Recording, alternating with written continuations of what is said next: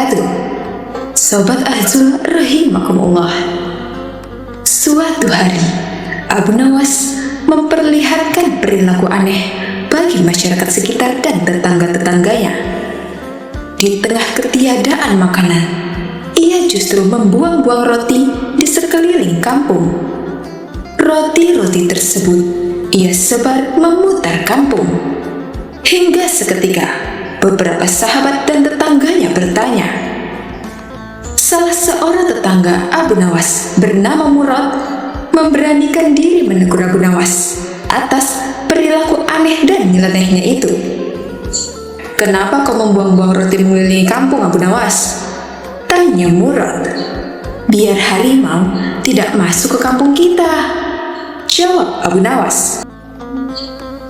"Biar harimau tidak masuk ke kampung kita? Di sini mana ada harimau?" sergah Murad. "Tuh kan usahaku berhasil," selorah Abu Nawas. Memang ada-ada saja akal Abu Nawas.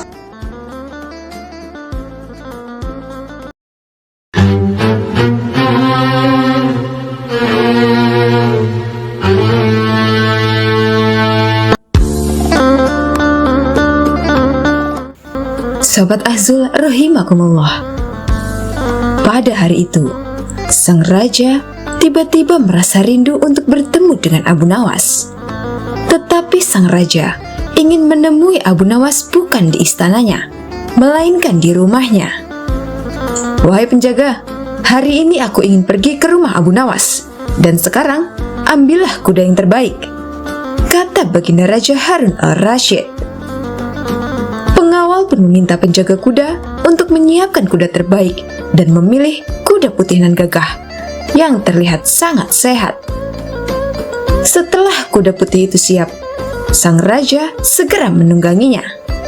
Dengan gagah berani, baginda raja memasuki kota. Baginda raja menemukan pemandangan yang sangat bagus. Kota dengan tatanan bangunan yang rapi dan jalan yang mulus. Tak lama kemudian, rombongan raja sudah mendekati rumah Abu Nawas. Namun Abu Nawas sebenarnya sudah tahu akan didatangi raja. Infonya didapat dari sang tetangga. Untuk itu, Abu Nawas keluar menyambut raja. Abu Nawas keluar dengan handuk di kepalanya. Dia duduk di trotoar melihat baginda raja. Sang raja tertarik dengan sosok laki-laki berikat kepala handuk itu dan memerintahkan prajuritnya untuk membawa Abu Nawas kepadanya. "Siapa kamu?" tanya raja. "Aku adalah Dewa Bumi," jawab Abu Nawas dengan tenang. "Ya, karena kamu adalah Dewa Bumi, pasti kamu bisa mengangkat mata prajurit ini. Jika kamu tidak bisa, kamu akan dipancung," kata baginda raja. Berarti raja tidak mengerti apa yang aku maksud. Aku bukanlah dewa langit, melainkan aku ini adalah Dewa Bumi. Jika raja ingin mata pendekar kurus menjadi hebat, raja harus bertanya kepada Dewa Langit, karena dialah yang mengurus semua masalah dari pusar ke atas, jawab Abu Nawas. "Kalau minta bantuan saya, urusan saya dari pusar turun ke bawah, karena saya adalah Dewa Bumi," jelas Abu Nawas lebih lanjut. Setelah itu, Raja Harun berbicara dengan Abu Nawas selama beberapa waktu. Raja sangat terkesan dengan kecerdasan yang dimiliki Abu Nawas. Setelah puas bercakap-cakap, Abu Nawas diperbolehkan untuk pulang. Namun beberapa hari kemudian, baginda raja memerintahkan prajuritnya untuk membawa Abu Nawas kembali ke hadapannya. Salah satu selir raja telah merebus 5 butir telur dan raja mengajak Abu Nawas makan bersamanya. "Aku ingin kalian membagi 5 telur dengan adil dan tanpa harus memecahkannya untuk kita bertiga," kata baginda raja. Tanpa ragu, Abu Nawas mengambil ke-5 butir telur itu dan berkata, "Yang mulia, ini untuk yang mulia, karena Anda sudah punya 2 butir. Saya juga sebutir, sedangkan yang 3 ini untuk istri Anda, karena dia tidak punya siapa-siapa di bawahnya." Sejenak raja terdiam. Sesaat kemudian raja tertawa terbahak-bahak dan baru mengerti perkataan Abu Nawas itu. Jawaban Abu Nawas pun membuat riang hati sang raja. Dan setelah makan telur, Abu Nawas disuruh pulang dan diberikan hadiah.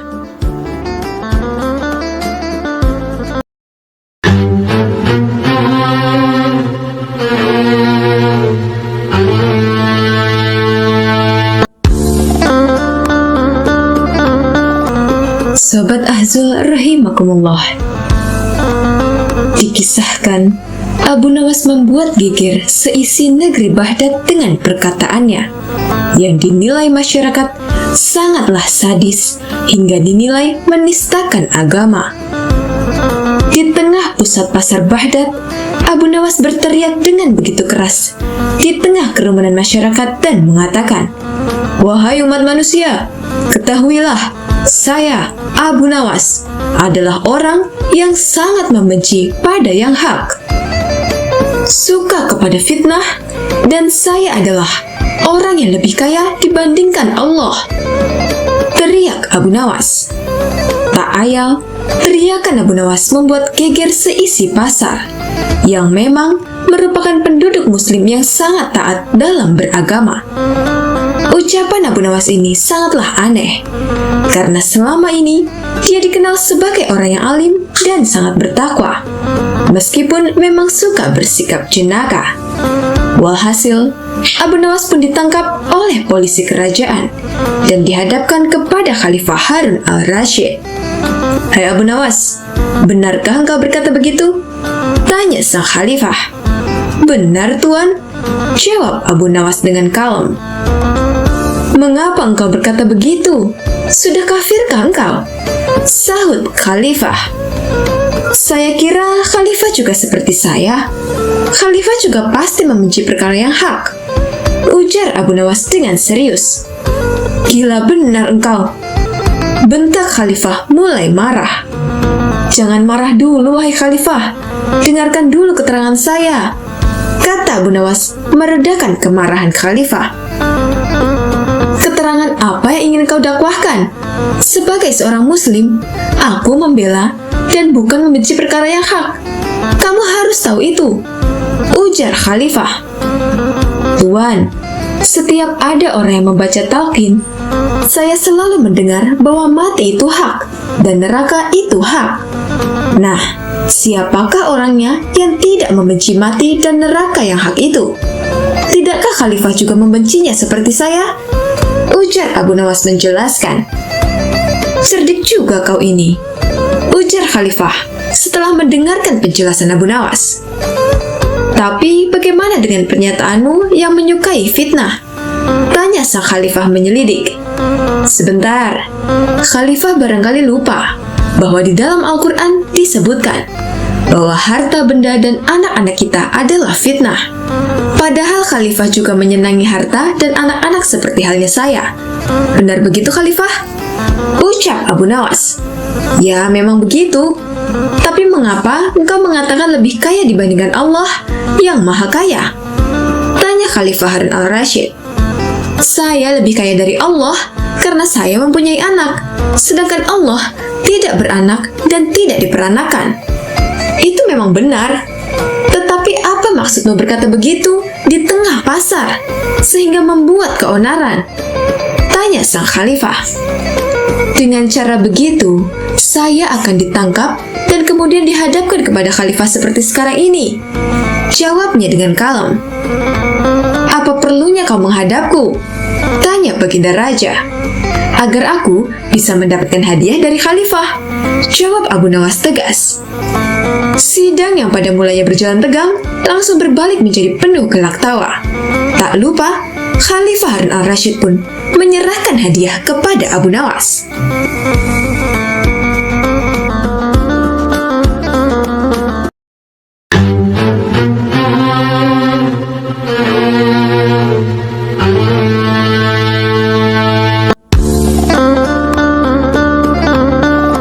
Sobat Ahzul rahimakumullah, Abu Nawas yang kita kenal merupakan tokoh jenaka yang sering membuat raja jengkel. banyak ide-ide cemerlang yang sering dia keluarkan untuk bisa membuat orang lain, bahkan raja, terkelabuhi. Bahkan tak jarang juga, Abu Nawas mampu memecahkan persoalan-persoalan yang dialami oleh baginda raja. Dikisahkan bahwa raja sempat kesal kepada Abu Nawas, namun kebingungan bagaimana caranya agar bisa menghukum Abu Nawas. Akhirnya raja menemukan ide, yakni jika dengan mencari ulama atau orang pintar untuk menandingi Abu Nawas. Konon, didapatlah ulama tersebut yang kemudian mematahkan ramalan Abu Nawas tentang kematian raja. Singkat cerita, raja yang dibantu ulama tersebut menyiapkan segala sesuatu untuk menangkap Abu Nawas. Hingga akhirnya, Abu Nawas terjerembab pada siasat ulama tersebut yang membuat Abu Nawas melakukan kesalahan. Abu Nawas pun akhirnya ditangkap dan dimasukkan ke dalam sel hukuman untuk dihukum panjung. Sesaat lagi, Abu Nawas akan dihukum mati. Sahabat dan orang-orang yang pernah ditolong Abu Nawas merasa bersimpati. Namun derai air mata mereka tidak akan mampu menghentikan hukuman mati pada Abu Nawas. Raja terlihat sangat bahagia sejak Abu Nawas ditangkap dan menikmati kemenangan tersebut. Banyak orang yakin bahwa Abu Nawas akan dihukum panjung. Namun ada satu orang yang tidak yakin bahwa Abu Nawas akan mati di panjung, yakni istri Abu Nawas. Orang-orang tampak makin was-was menjelang pelaksanaan hukuman itu. Namun Abu Nawas justru tambah tenang. Raja yang melihat Abu Nawas tampak tenang, berfirasat bahwa itu hanya tipu daya Abu Nawas saja, dan dirinya tak ingin kembali terkecoh. Namun Abu Nawas berkeyakinan, selama nyawa masih melekat di badan, maka harapan masih akan menyertai. Dia percaya bahwa Tuhan akan tetap bersamanya. Hal seperti ini yang tidak dimiliki oleh raja. Saat akan dieksekusi mati oleh raja, Abu Nawas diberi satu permintaan terakhir yang bisa didapatkan. Abu Nawas meminta, jika pilihannya salah, maka dia siap dihukum panjung. Namun jika pilihannya benar, maka dia harus dihukum gantung. Sebenarnya raja paham, ini sebuah jebakan dari Abu Nawas. Dengan berhati-hati, raja tetap menuruti keinginan tersebut dan mempersilahkan menyebutkan keinginannya. Dengan berteriak, Abu Nawas berkata dirinya memilih hukum panjung, dan teriakan itu didengar oleh warga yang menyaksikan. Usai berteriak, Abu Nawas berkata pada raja, apakah ada yang salah dengan pilihannya dihukum panjung? Raja paham itu tidak salah, dan raja harus memenuhi dengan hukuman gantung, yang artinya mengalihkan teriakan Abu Nawas barusan. Di mana Abu Nawas berteriak, hukuman panjung. Namun karena itu pilihan tidak salah, maka raja harus menghukum gantung. Lagi-lagi, raja dibuat bingung di hadapan banyak orang oleh Abu Nawas, yang akhirnya raja memilih mengampuni Abu Nawas. Sejak saat itu, raja berkata bahwa Abu Nawas memang orang cerdik dan selalu bisa membuat raja tersenyum. Raja memanggil ajudannya, mengambil sejumlah uang untuk hadiah kepada Abu Nawas, dan mempersilahkan dia pulang. Tak hanya itu, Abu Nawas juga raja minta agar seringkali berkunjung kepadanya di istana. Demikianlah kisah Abu Nawas yang lolos dari hukuman mati sang raja.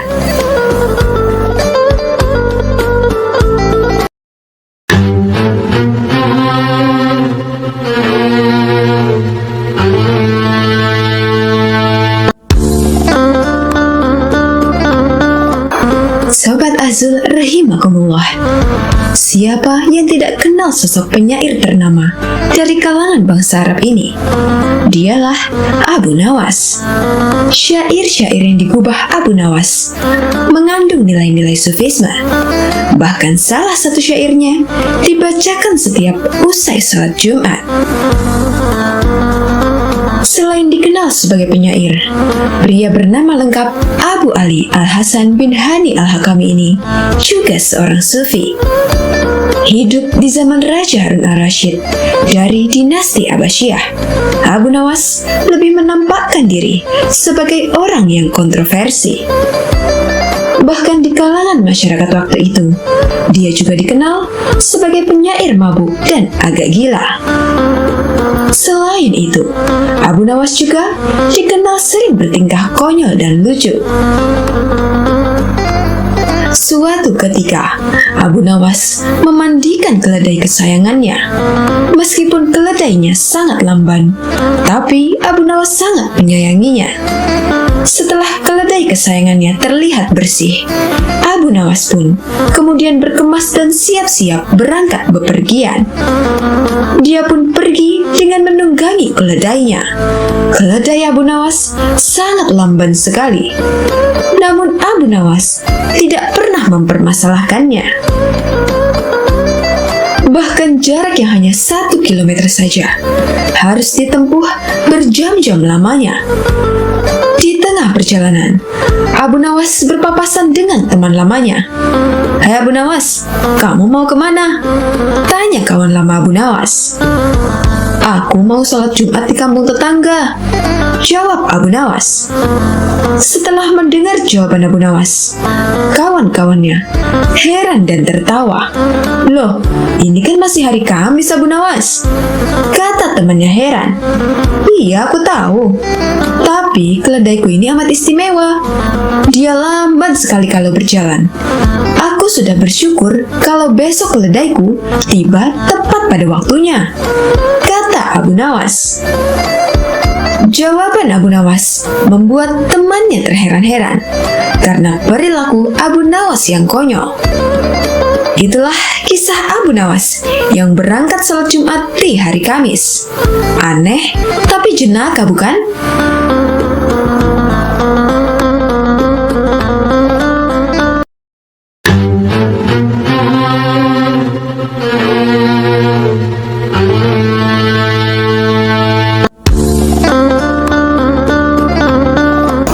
Sobat Azul rahimakumullah, banyak yang mengenal Abu Nawas sebagai orang yang sering bertingkah lucu dan konyol. Kekonyolannya selalu hadir di waktu yang tidak diduga-duga dan selalu berhasil membuat lawannya keheranan. Namun paling sering dikisahkan adalah ketika Abu Nawas berseteru dengan pihak kerajaan. Bahkan raja pun sering dikelabuinya. Abu Nawas memiliki kegiatan atau kebiasaan mencari kayu bakar setiap harinya ke hutan. Suatu hari, ketika di hutan, Abu Nawas melihat seekor tupai yang melompat-lompat di dekatnya. Karena merasa heran, karena baru pertama kali melihat, Abu Nawas pun mencoba untuk memburunya. Setelah cukup lama memburunya, akhirnya Abu Nawas berhasil menangkap tupai tersebut. Setelah itu, Abu Nawas membungkusnya dengan karung dan kembali pulang ke rumahnya. Namun sesampainya di rumah, istrinya bertanya, soalnya pulang tak membawa kayu bakar kecuali buntelan karung. Abu Nawas pun berkata bahwa yang dia bawa adalah hewan langka yang bisa mendatangkan uang bahkan harganya mahal. Istrinya belum tahu apa yang Abu Nawas bawa. Namun Abu Nawas pamit untuk memanggil orang sekitar untuk memamerkannya. Karung tersebut dia titipkan pada istrinya tanpa boleh untuk dibuka karena sebagai kejutan dan juga bisa kabur.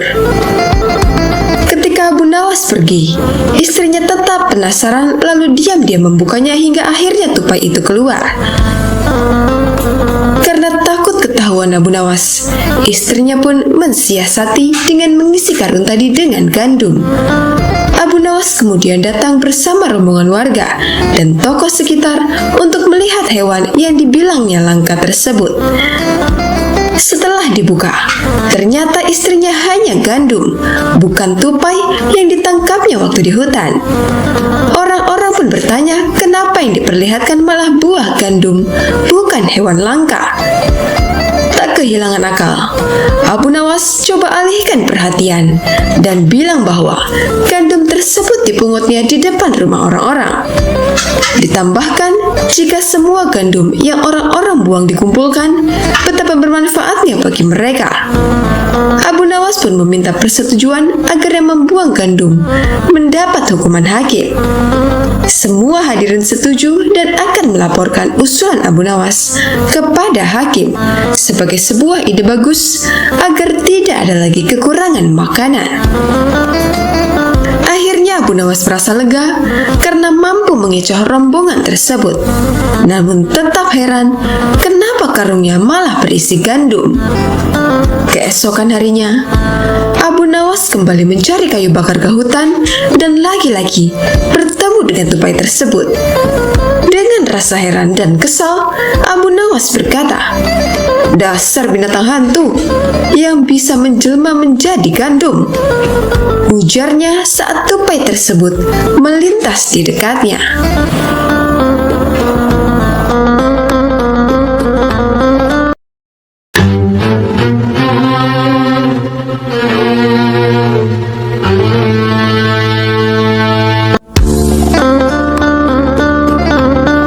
Sobat Asul rahimakumullah, kisah tentang Abu Nawas yang diusir oleh Raja Harun al-Rasyid dari Baghdad. Alasannya, Raja bermimpi buruk tentang Abu Nawas sehingga harus diasingkan dari negaranya. Namun Abu Nawas diperbolehkan kembali pulang kampung asalkan harus sesuai dengan syarat yang ditetapkan. Padahal syarat itu sangat mustahil untuk dilakukan. Namun bukan Abu Nawas bila tidak bisa melawan kemustahilan itu. Suatu malam, Baginda Raja Harun al-Rasyid mengalami mimpi yang sangat buruk. Akhirnya, Raja memanggil Abu Nawas untuk menjelaskan tentang mimpi tersebut. "Tadi malam, aku bermimpi bertemu dengan seorang laki-laki tua. Ia mengenakan jubah putih dan berkata bahwa negeri ini akan ditimpa bencana bila orang yang bernama Abu Nawas masih tetap tinggal di negeri ini. Ia harus diusir dari negeri ini sebab orang itu membawa kesialan," kata Raja kepada Abu Nawas. Hal itulah yang menyebabkan Abu Nawas diusir dari negeri Baghdad. Abu Nawas tidak berdaya dan tak habis pikir. Dia harus meninggalkan negeri Baghdad hanya karena sebuah mimpi. "Abu Nawas, kau boleh kembali ke negeri ini dengan syarat tidak boleh dengan berjalan kaki, berlari, merangkak, melompat-lompat, dan menunggang keledai atau binatang tunggangan lainnya," jelas sang raja. Akhirnya, Abu Nawas mulai meninggalkan rumah dan istrinya dengan membawa bekal secukupnya. Istri Abu Nawas hanya bisa mengiringi kepergian suaminya dengan derayan air mata. Sudah 2 hari penuh, Abu Nawas mengendarai keledainya. Bekal yang dibawanya sudah mulai menipis. Abu Nawas tidak terlalu meresapi pengusiran dirinya dengan kesedihan yang terlalu mendalam. Sebaliknya, Abu Nawas merasa bertambah yakin bahwa Tuhan yang Maha Perkasa akan segera menolongnya keluar dari kesulitan yang sedang melilit pikirannya. Bukankah tiada seorang teman pun yang lebih baik daripada Allah Subhanahu wa Ta'ala dalam saat-saat seperti itu? Setelah beberapa hari Abu Nawas berada di negeri orang, ia mulai diserang rasa rindu yang menyayat-nyayat hatinya. Rasa rindu itu semakin lama semakin menderu-deru, seperti dinginnya Zamharir. Sulit untuk dibendung. Memang, tak ada jalan keluar yang lebih baik daripada berpikir. Tetapi dengan akal apakah ia harus melepaskan diri? Begitu tanya Abu Nawas dalam hati. Apakah aku akan meminta bantuan orang lain dengan cara menggendongku dari negeri ini sampai istana Baginda? Tidak. Tidak akan ada seorang pun yang sanggup melakukannya. Aku harus bisa menolong diriku sendiri tanpa melibatkan orang lain. Pada hari ke-19, Abu Nawas menemui cara lain yang tidak termasuk larangan Baginda Raja Harun al-Rasyid. Setelah segala sesuatunya dipersiapkan, Abu Nawas berangkat menuju ke negerinya sendiri. Perasaan rindu dan senang menggumpal menjadi satu. Kerinduan yang selama ini melecut-lecut semakin menggila karena Abu Nawas tahu sudah semakin dekat dengan kampung halaman. Mengetahui Abu Nawas bisa pulang kembali, penduduk negeri sangat gembira. Kabar dan desas-desus tentang kembalinya Abu Nawas segera menyebar secepat bau semerbak bunga yang menyerbu hidung. Kabar kepulangan Abu Nawas juga sampai ke telinga Baginda Raja. Baginda juga merasa gembira mendengar berita itu, tetapi dengan alasan yang sama sekali berbeda. Rakyat gembira melihat Abu Nawas pulang kembali karena mereka mencintainya. Sedangkan Baginda Raja gembira mendengar Abu Nawas pulang kembali karena beliau merasa yakin kali ini pasti Abu Nawas tidak akan bisa mengelak dari hukumannya. Namun Baginda amat kecewa dan merasa terpukul melihat cara Abu Nawas pulang ke negerinya. Baginda sama sekali tidak pernah membayangkan kalau Abu Nawas ternyata bergelayut di bawah perut keledai, sehingga Abu Nawas terlepas dari sanksi hukuman yang akan dijatuhkan kepadanya, karena memang tidak bisa dikatakan telah melanggar larangan Baginda Raja.